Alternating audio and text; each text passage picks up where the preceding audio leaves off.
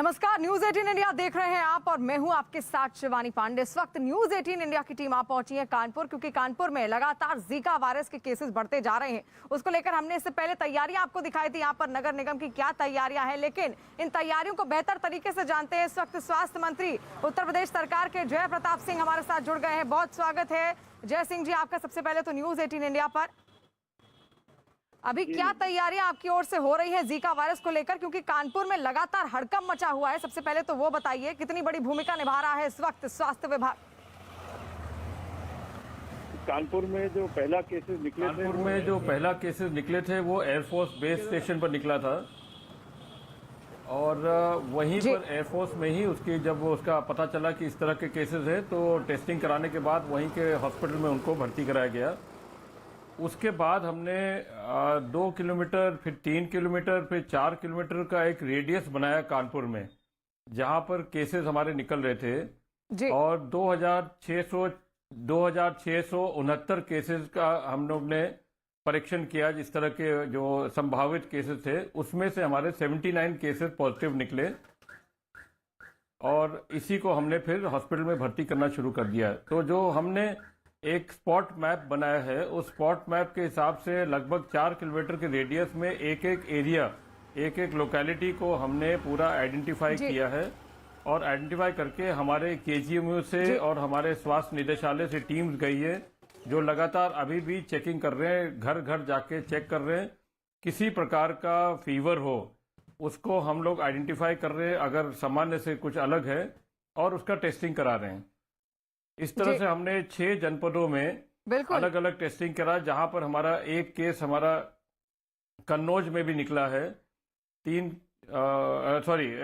Case Kannauj में निकला है और बाकी हमने 6 अन्य जनपदों में, 5 अन्य जनपदों में टेस्ट करवाया अलग अलग जगहों पर और कहीं जगह जीका वायरस नहीं निकला कहीं। जी, यानी कि कानपुर के बाद कन्नौज में भी अब एक केस निकला है। ठीक है जय प्रताप सिंह जी, ये तो तैयारियां हो ही रही हैं, टेस्टिंग ट्रैकिंग तो हो ही रही है, वो भी प्रक्रिया हम आपसे जानेंगे जरूर। लेकिन अस्पतालों में बेड्स की क्या तैयारी है, कितने बेड्स निर्धारित किए गए हैं कि जीका वायरस के पेशेंट्स के लिए अलग से बनाए गए हैं, क्या क्या वार्ड्स के इंतजाम है वहाँ, अस्पतालों की क्या सिचुएशन है इस वक्त? बेड्स की पूरी तैयारी हमारे पास है, क्योंकि पहले से ही कोविड की संख्या, जो कोविड वाले वार्ड्स हमारे बने थे और कोविड बिल्कुल घट के एकदम न्यूनतम स्तर पर आ गया है। तो जहां जहां हमारे डेंगू निकले थे, डेंगू के उसको कोविड के वार्ड्स को परिवर्तन करके डेंगू में दिया गया। जहां कानपुर में हमने वार्ड बनाया था कोविड के लिए, वो अब जीका वायरस के लिए हो गया है। इस तरह जहां जहां भी निकल रहा है हमारे पास पर्याप्त संसाधन है, पर्याप्त बेड्स है, जिला अस्पताल और CHC लेवल पर पर्याप्त है, और नहीं तो फिर मेडिकल कॉलेज जहां जहां है वहां भी हम भर्ती करा सकते हैं। दवाई की पूरी ट्रीटमेंट हमारे पास उपचार का है, तो इस समय हमारे पास कोई दिक्कत नहीं है। बिल्कुल। और अब तक कितनी टीमें नगर निगम की गठित कर दी गई हैं, कहां कहां पर वो पहुंच रही हैं, किस तरीके से आप टेस्टिंग और ट्रैकिंग कर रहे हैं, और क्या जोन्स भी बनाए गए हैं, रेड जोन, ग्रीन जोन, जैसा कि कोरोना काल में हमने बनाया था? जी, हमने यहाँ जो 4 किलोमीटर के रेडियस के अंदर हमने रेड जोन और ग्रीन जोन यहाँ भी बनाया है और उसी तरह हमारा ट्रैकिंग कर रहे हैं। निदेशालय की टीम जो हमारे स्वास्थ्य निदेशालय का और KGMU की टीम भी कहीं कहीं जा रहे हैं। बाकी हमने एक अंतर विभागीय समन्वय, जिसमें नगर निगम और अन्य विभाग को भी जोड़ते हुए, जहाँ कूड़ा का प्रबंधन करने का है, जहाँ स्प्रेइंग करना है, जहाँ फॉगिंग करना है, और घर में जो हमारा दस्तक अभियान के माध्यम से जो हमारे अन्य बीमारियों को चेक करना, उसमें डेंगू का भी चेक करना, उसमें जीका का भी चेक करना कि किसी तरह का पानी का जल जमाव किसी घर में ना हो, साफ पानी का। तो ये सारी चीजें, सारी बीमारियों को देखते हुए हम घर घर दस्तक करा रहे हैं इसमें।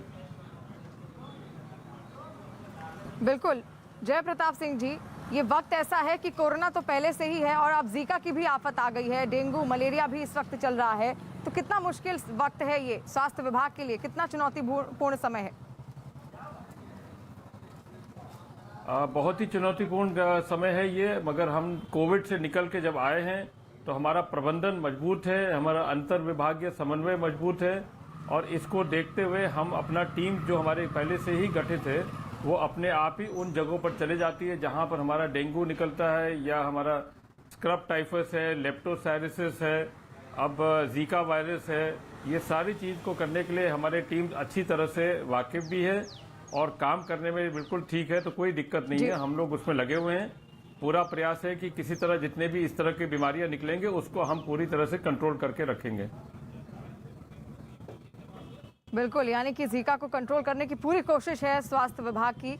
और जय प्रताप सिंह जी, आपसे ये भी जानना चाहेंगे कानपुर की क्या स्थिति है, आज की जो ताज़ा अपडेट है, अब तक कुल मिलाकर कितने संक्रमित सामने आए हैं, कितने सैंपल्स जा चुके हैं, कितने पॉजिटिव केसेस आए हैं, और आज जो अपडेट है उसके बारे में जरा बताइए।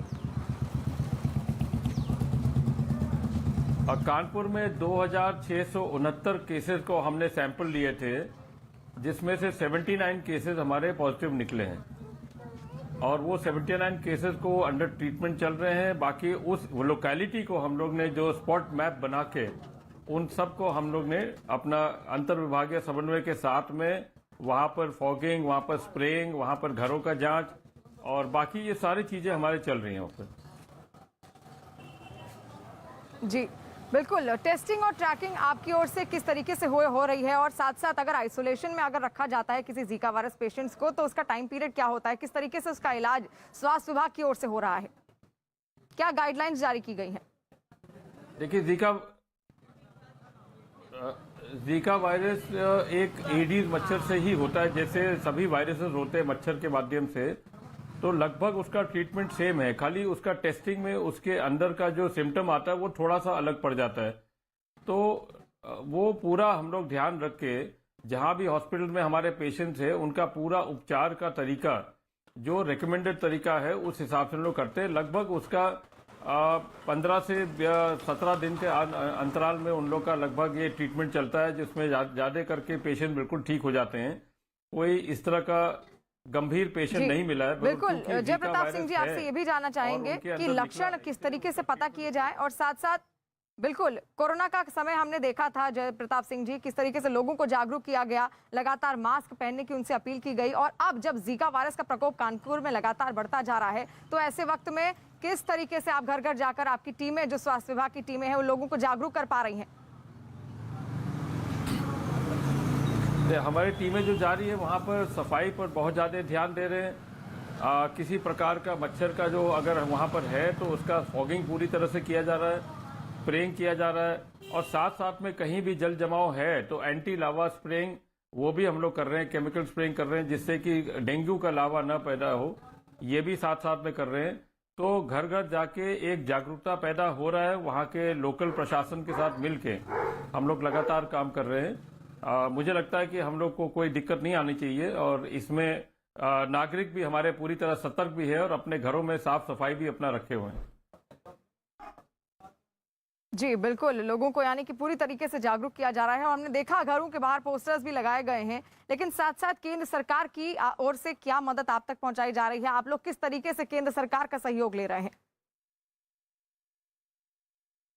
अभी उसकी आवश्यकता नहीं है। अभी हमारे पास पर्याप्त संसाधन है, पर्याप्त दवाई है, पर्याप्त हर प्रकार का हमारे पास उपचार करने का तरीका है, बेड्स की अवेलेबिलिटी है, तो अभी उसकी आवश्यकता नहीं पड़ेगी। कोविड तो क्योंकि एक वैश्विक महामारी था तो उसमें सेंटर और स्टेट्स को मिलकर हम लोग ने मुकाबला किया था। जीका हो गया या डेंगू हो गया या इस तरह के मलेरिया हो गए, इस तरह की बीमारियां जो लोकल स्तर पर हैं, ये हम पर्याप्त संसाधन हमारे पास है उनको उनका ट्रीटमेंट करने के लिए, उनका उपचार करने के लिए और बेड्स की व्यवस्था करने के लिए अभी कोई इस तरह की कोई परेशानी नहीं आ रही है।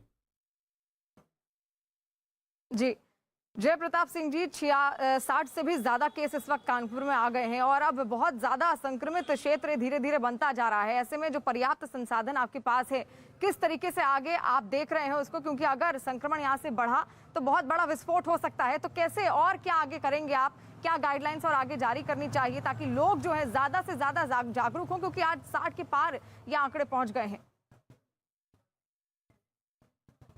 नहीं, 79 केसेस है हमारे, और वो जो अलग अलग लोकेलिटीज में है जिसको हमने नक्शा के माध्यम से स्पॉट मैपिंग किया है, तो उन जगह पर जहां कंसंट्रेशन हमारे केसेस के ज्यादा हैं वहां पर उस पूरे एरिया के अंदर हम पूरी तरह से फॉगिंग और स्प्रेइंग और एंटी लावा उसका जो कार्यक्रम करते हैं वो सब हम लोग करते जा रहे हैं।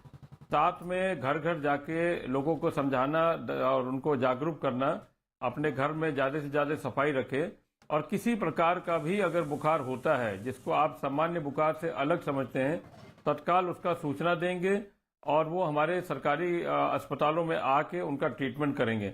ये सूचना हम लोग ने प्राइवेट हॉस्पिटल्स को भी दे दिया है कि डेंगू हो या मलेरिया हो या अब जीका है, इसमें भी हम लोगों ने सूचना दे दिया कि इस तरह का कोई भी केसेस आप आएगा तो आप तत्काल लोकल प्रशासन को बताएंगे और हमारे कार्यालय को बताएंगे, ताकि हम उसका मॉनिटरिंग करके उसका पूरा उपचार हम करेंगे।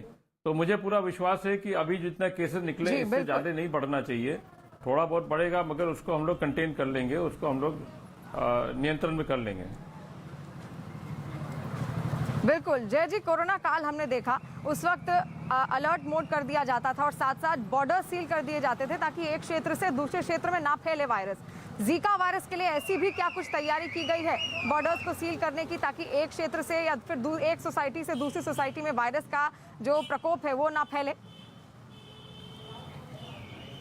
नहीं, ये इस तरह से इन्फेक्शियस नहीं है जिस तरह से आपका ये कोविड है।